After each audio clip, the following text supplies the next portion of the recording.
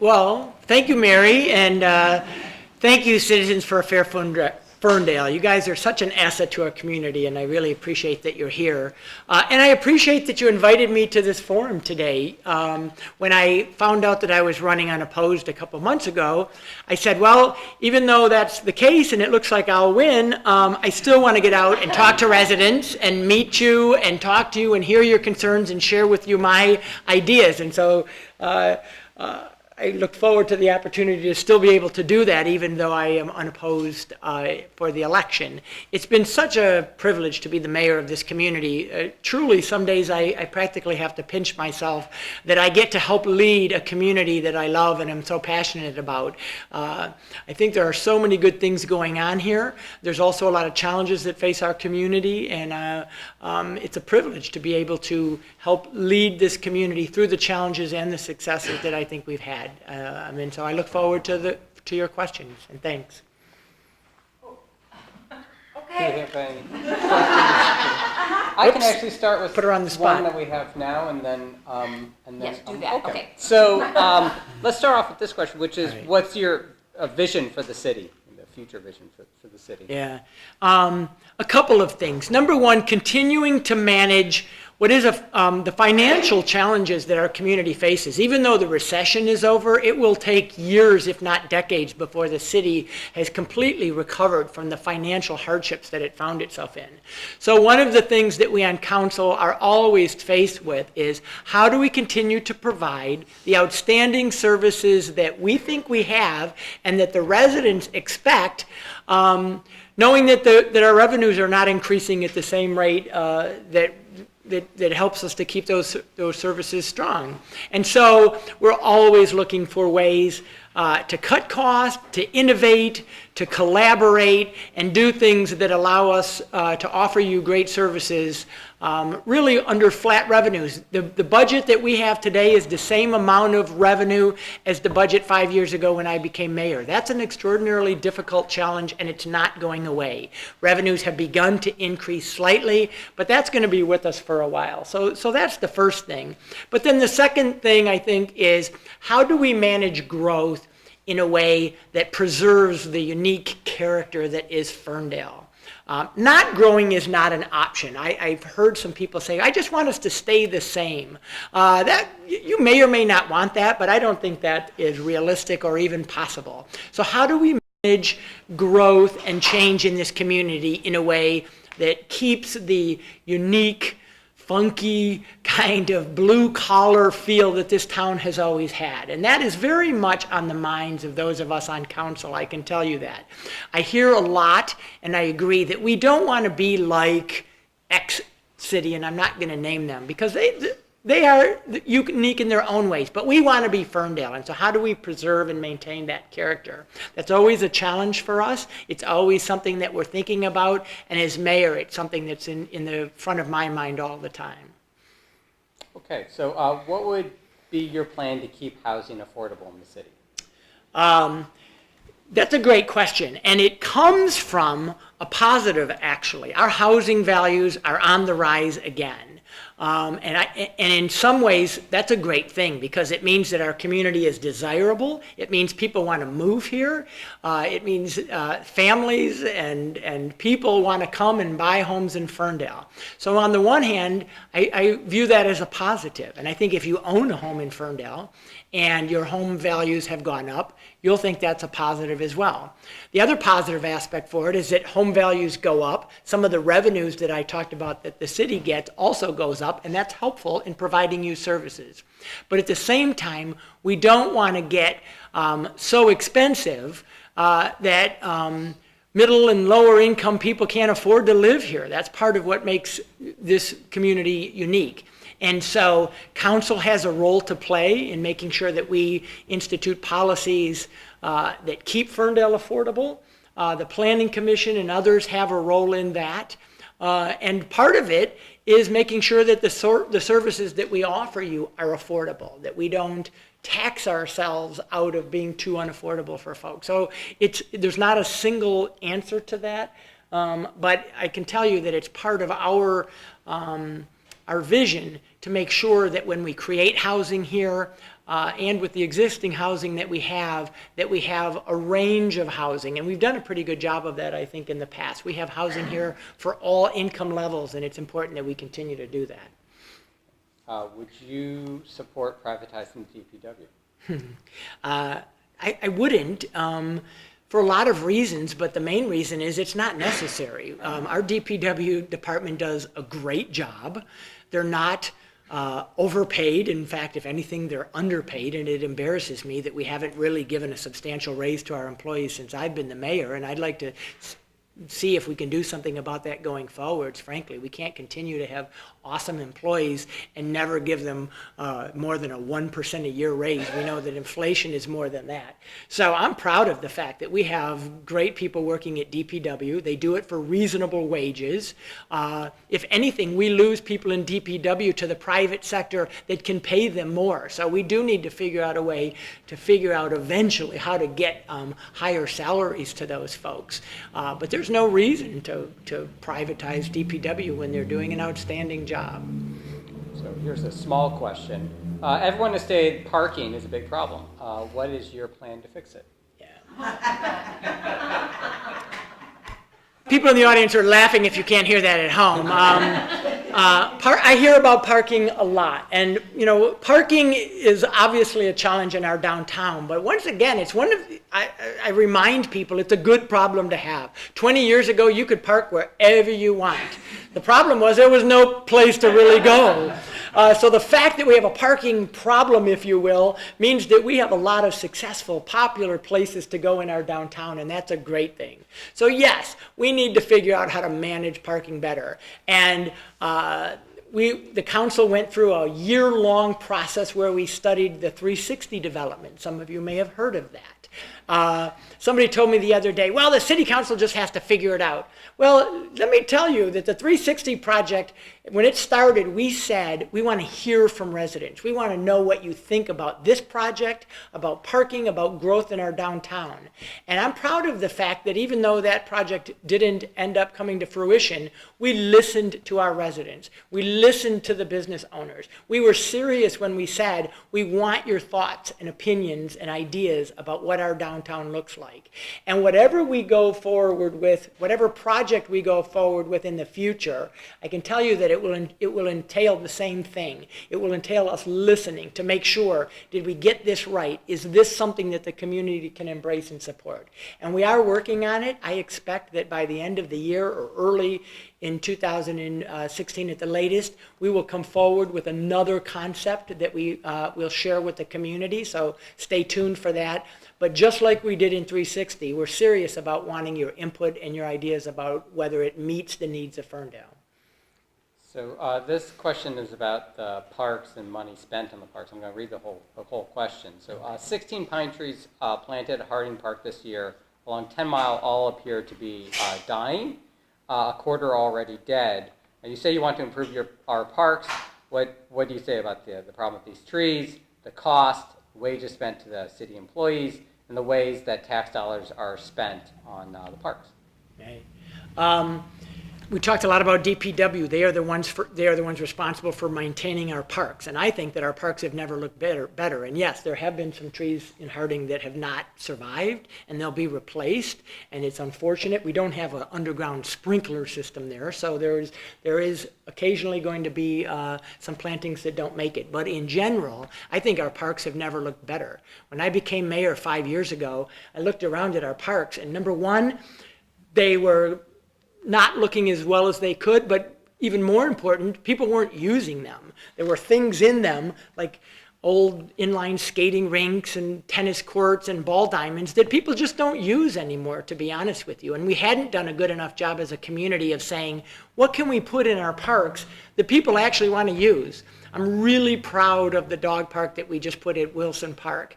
And we call it a dog park, but I like to call it a people park because the dogs bring their owners there, and then the residents get to meet each other. And it's busy a lot. And I think that's the kind of thing that we want to do in our parks. And it's just the beginning. It's not the last thing we're doing. In fact, it's the first thing we're doing.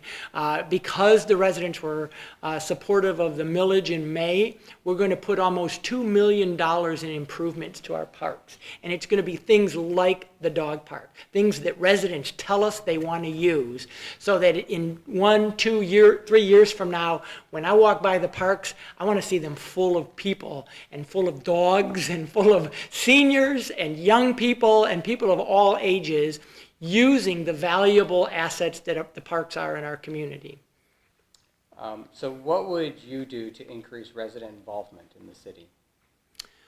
Wow. That's a hard question because this is a community where residents are already very involved. We have a lot of not only city-sponsored boards and commissions, but a whole host of nonprofits and community organizations for people of all interests, whether it be arts or environmental or health. I see Ann Heller in the audience, and with Fern Care. But whatever your interest or passion is, it seems to me that there is a group in Ferndale that might meet those needs. And if on the off chance that there's not, you can start one. And one of the things, right? And one of the things I'm proud about with our city is that we'll encourage you to do that. People are always coming up to me and saying and talking about the things they're interested in. And one of the things I like about Ferndale is they don't say, you guys should do this. They said, would you help me do this? And that, as a mayor, is very encouraging to me, because we don't have the city staff or the resources to create another government department of everything. But we are more than willing to support the effort of our residents to do those things. And you see that whether it's the Art Commission, the Clean the Ferndale Up. In a lot of communities, that's a city-led thing. But here it was the residents who decided that they wanted to create that project and do it, and then the city supported them in that. And I think that's the right model. So I think if you haven't found something that you want to get involved in, you either haven't looked hard enough or you haven't started it yourself, and I'd love to have you do it. So the next question is about schools. Schools are important to a city. How can the city and the schools work even more successfully to make sure that they are both successful? Schools are really important, and I'm very cognizant of mayor that we have a certain responsibility as council, and the school board has a certain responsibility that they oversee. And so it's not my job to run the schools, but I know that a successful city requires successful schools. And so we're always looking for ways to partner with them. The project that was mentioned earlier to help with the accreditation program in our high school, so you can get a associate's degree while you're going to high school to work in law enforcement, is a wonderful example of that. There's new leadership in the schools, starting with the superintendent, that I think has been really helpful. We have a line of communication that's open now that wasn't as productive in the past, and we have encouraged that. And I've been meeting with the school superintendent. More importantly, our city manager meets with him regularly to make sure that we're supporting each other. And a simple way that we can all support the schools, by the way, is in the millage election that is on November the 3rd. There's a non-homestead millage campaign going on. If you're a homeowner, it's not a tax on you, it's a tax on the businesses and those people who own rental property. But it's a critical millage for our schools. I just happen to have one of their flyers here, and I carry these around with me because it's a big chunk of the school's budget, and the reality is schools need finances in order to be successful. One of the things they need, and so the millage is an important way, voting yes on that. But we'll continue to look for more opportunities to work with our schools. So how would you approach people who just don't trust government, don't generally believe or approve what council, maybe mayor, tells them? Well, I think a certain amount of skepticism is probably healthy in a democracy, right? You shouldn't just take what we tell you at face value. But we've also worked very hard as a council to be more transparent. Our budget is online, and you can look at the city's budget, and not only is the budget online now, but it's reclassified in a way that makes more sense. It used to be that when you looked at the budget, it was confusing at best. And now we have tried to put things in the budget in the places that you would expect to see them, so that if you want to know how much something in the city costs, you can go there and look. So it's just one example, but we're trying very hard as a council and as a city to be more transparent in the things that we do, to communicate in lots of different ways. A lot of the communications has gone online, and that's fine, but we also know that a lot of people don't look for their information online, especially some of our seniors, and we instituted a new quarterly newsletter to get more information out to our residents that way. We're always looking for ways that we can give more information, share more information, and by the way, not just one-way communication, but we always have either our phone numbers or our websites or our Facebook page, because we truly want to hear back from our residents as well. Would you support one public safety director for police and fire instead of two chiefs? I'm not supportive of that model, and I know that there are other communities in South Oakland County that do it, and it may work for them, and that's fine. It has a certain appeal in that it could potentially be a cost savings, because essentially your police officers also act as fire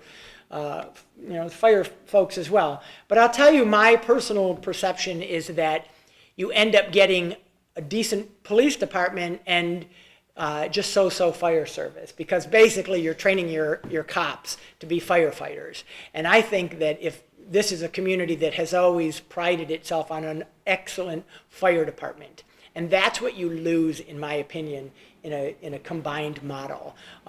You don't have the dedicated, trained firefighters as a standalone entity that we have in Ferndale today. And I've always heard the residents tell me that they want a strong fire department, and I think the risk of going to that model is that, especially on the fire side, that you would lose some of that professionalism. Do you support mass transit or bus rapid transit? How do you see transit benefiting Ferndale businesses and residents?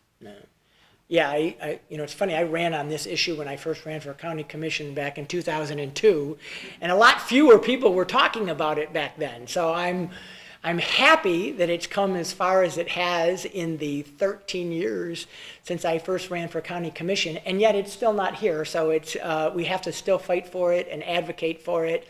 If you're a city, especially if you're a city on one of the main thoroughfares like Woodward that is going to directly benefit from it, in my opinion, you'd be foolish not to support it, because what you wouldn't be supporting is development and jobs and growth in your community. There is no question that in every community that has a good modern mass transit system, economic development, jobs, and growth follow that development. And so I think it's a positive for Ferndale. The challenge is how to prepare for it.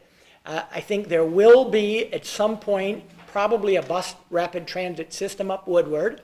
I know that there will be one, if not two, stops here in our community, probably one at 8 Mile and one at 9 Mile. And so how do we prepare for that? How do we begin to plan our development around that is the challenge that we have. I think the question is no longer if, but when it will come. And I can tell you that we're already working as a development department and under much of the work that our Councilwoman Piana has done to make sure that as a community that we're ready when that development happens. Please comment on the Employee Health Center in Madison Heights. I'm really proud of our new community health center for employees. It's for employees, not for residents at this point. But it's one of those ways that I mentioned earlier that we're looking for new, out-of-the-box thinking for how do we keep our costs down while still providing great services. We are saving literally hundreds of thousands of dollars a year as a city by pooling together with the cities of Royal Oak and Madison Heights to offer our employees local quality health care to meet their families' needs.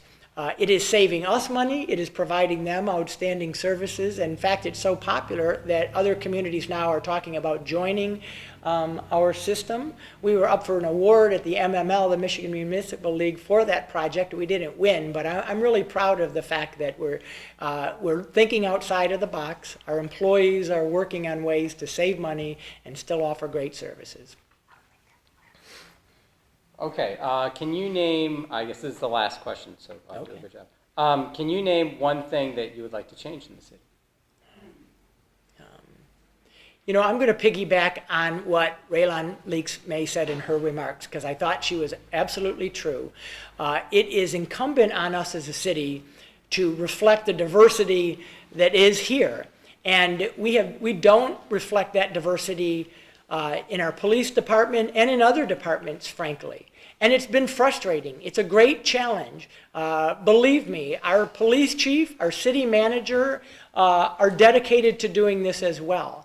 But you have to have candidates in the police academy and in the other places coming out of there that are qualified to be police officers and city employees. And it just hasn't happened, and it's been frustrating. It's one of the reasons that we created the program in conjunction with our public schools and Baker College to help encourage more young people and a diverse group of young people to go into law enforcement, because we think that can potentially be the pipeline to getting more people into law enforcement. But not just law enforcement, on our boards and committees, on our council, and all through our community. The city makes better decisions when all voices are represented in those departments and in those boards. And so whether it's by race or gender or sexual orientation, making sure that our boards and commissions and our city council reflects the diversity of this community is important and something that we need to do better at. Thank you very much for answering the questions, even though you're being run, you're running unopposed. Do you want to have any closing comments, closing remarks? You know, I will just say that I think Ferndale has been a very successful community, and I've been mayor for 5 years, and we've witnessed a lot of success. And there's a lot of measures of that. If you look at home values, which are rising, if you look at our population, which by the way is increasing for the first time since the 1960s, we're actually seeing an increase in population in Ferndale. That's because it's a desirable place to live, and people recognize that. Speaking of the 1960s, we have lowered crime every year since I've been mayor, and now the crime rate is the same as it was in the 1960s. So we're keeping our eye on the fundamentals: low crime, solid neighborhoods, good parks, lowering taxes, which we did last year, lowering water rates, trying to keep our community affordable. And all of those things, I believe, are laying the foundation for Ferndale's future. And I'm proud to have been a part of some of that. I'm proud to work with the people that I get to work with on council and on our staff every day. And I just want to assure the residents that we're very mindful of making sure that the city works in a way that protects our future, that makes us attractive to the millennials and the new people that might want to move here. And the signs that I see indicate that we're succeeding, that we're a community that is on people's minds, that is attractive to people that want to live here, and I'm eager to spend the next 2 years continuing to work in that direction. So I would appreciate your support on November the 3rd, and more importantly, your support over the next 2 years as we continue to tackle tough issues together. Thank you very much. Thank you all for coming. That's the end. Thanks. Thank you. Hey.